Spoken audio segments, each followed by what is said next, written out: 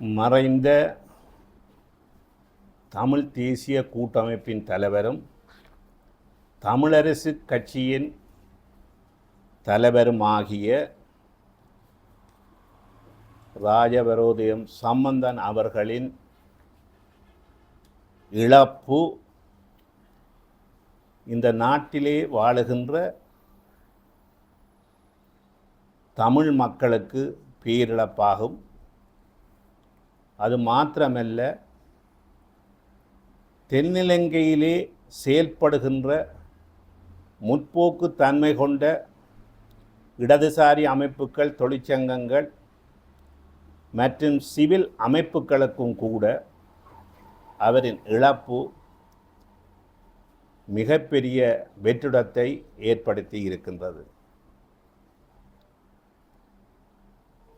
இந்த நாட்டிலே யுத்தம் மௌனிக்கப்பட்டதன் பின்னர் தமிழ் மக்கள் மிகப்பெரிய அளவிலான இழப்புகளையும் சவால்களையும் எதிர்நோக்கி இருந்த வேளையில் தமிழர் தேசத்துக்கான தலைமையை பொறுப்புடன் ஏற்று தனது மூலோபாய செயற்பாடுகளை புதிய வடிவத்துக்கு கொண்டு சென்று தமிழ் மக்களின் விடுதலையை பெற வேண்டும் என்ற ஆர்வத்துடன் தலைவர் சம்பந்தன் செயற்பட்டு வந்தார்.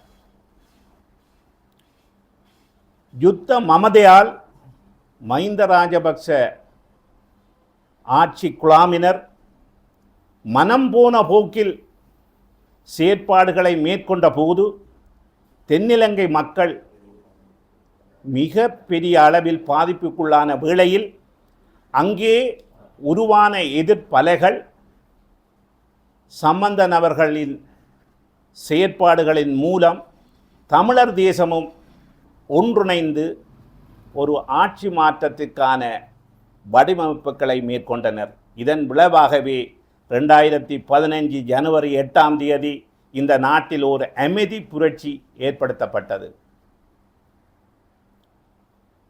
அதன் பின்னர் உருவாகிய நல்லாட்சி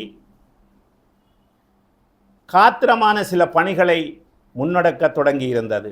குறிப்பாக புதிய அரசியல் யாப்பு வரைவு அதில் முக்கிய பங்காற்றியது. வரலாற்றில் இலங்கையில் ஏற்படுத்தப்பட்ட 2 அரசியல் யாப்புக்கள் தமிழர் தரப்பை பொருட்டாக மதிக்காமல் தான்றொந்தித்தனமாக நிறைவேற்றப்பட்டது. ஆனால் நல்லாட்சியில் உருவாக இருந்த புதிய அரசியல் யாப்பு தமிழர் தரப்பின் பங்கு பெற்றுதலுடன் உருவாக்கப்பட்டிருந்தது. துரதிர்ஷ்டவசமாக மைத்திரிபால சிறிசேனாவின் செயற்பாடுகளும் எதிர்ப்புரட்சி சக்திகளின் தீவிரமான பிரச்சாரங்களும் நல்லாட்சியை முடிவுக்கு கொண்டு வந்தது. ஈஸ்டர் தின குண்டுவெடிப்புகளில் மைத்திரிபால சிறிசேனா செய்த மோசமான செயற்பாடுகள் இந்த நாட்டில் பேரினவாதத்துக்கு தீனி போடுவதாக அமைந்திருந்தது.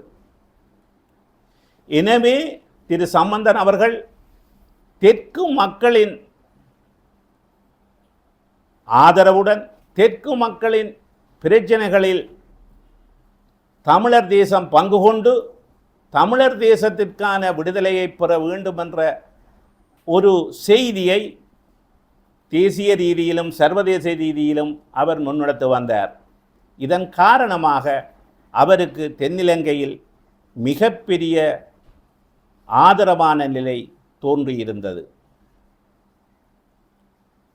இலங்கை தமிழரசு கட்சியின் வரலாற்றை பார்க்கின்ற பொழுது 1953 ஹர்த்தாலின் பின்னர் தெற்குடனான இணைந்த போராட்ட செயற்பாடுகளில் பெரிய அளவிலான பங்களிப்பை அவர்கள் வழங்குவதில் தயக்கம் காட்டியே வந்தனர். 80 வேலை நிறுத்தம் அதற்கு சிறந்த உதாரணமாகும். ஆனால் சம்பந்தனின் தலைமையின் கீழ் அந்த நிலைமை மாற்றப்பட்டு இந்த நாடு ஒரு ஒன்றிணைந்த தேசமாக தமிழருக்குரிய தீர்வு பெறப்பட வேண்டும் என்ற அந்த எடுகோல் மேல்நிலை பெற்றிருந்தது.